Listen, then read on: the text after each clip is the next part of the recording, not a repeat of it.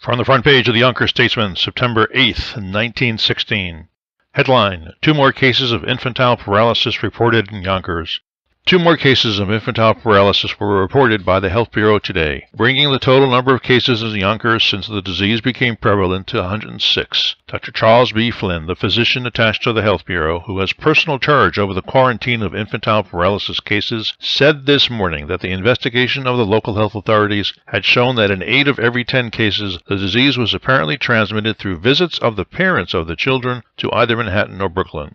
Our investigations, said he, show conclusively that the disease is transmitted by adults rather than by children. In nearly all the cases we have investigated in Yonkers, it has been found that the father or mother or some adult member of the family had been visiting or doing business in New York City. Only a few cases have occurred in families where the head of the family works or does business in Yonkers. For that reason, the quarantine against children established in some localities appears ridiculous. The quarantine to be effective should be against adults rather than children.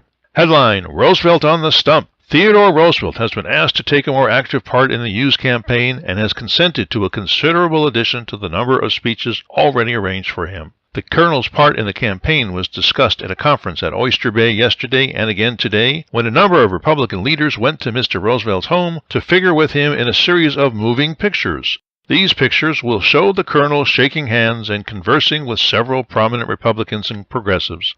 The films will be sent to each state organization for use at political meetings. Headline: Breaking the New York Strike. Having frustrated the efforts of its striking employees to tie up the subway and elevated railways, the Interborough Rapid Transit Company today turned its attention to its surface lines, which have been crippled since the strike was declared Wednesday night. All cars on the so-called Green Lines, representing the greater part of the surface system in Manhattan and the Bronx, were withdrawn at 8 o'clock last night, after maintaining during the day a service barely 20% of normal. James T. Waddell, known as the King of Strikebreakers, came here from Chicago last night, making the run by special train in 20 hours. He promised to crush the strike in 48 hours. I have 3,000 strikebreakers here, said Waddell, and 2,700 of these are now working. They are more than enough to control the situation. Subway and elevated trains ran last night and this morning as usual. Fearing that the strikers would be able to interrupt this service, thousands of persons yesterday patronized the multitude of jitney automobiles that mobilized at every important center.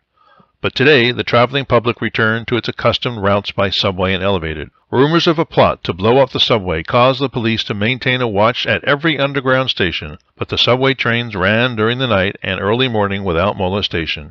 A strike on the 3rd Avenue Railroad Company and its subsidiaries, the red trolley car system in Manhattan, the Bronx, and Westchester, has been indefinitely postponed. And that's the news from Yonkers 100 years ago today.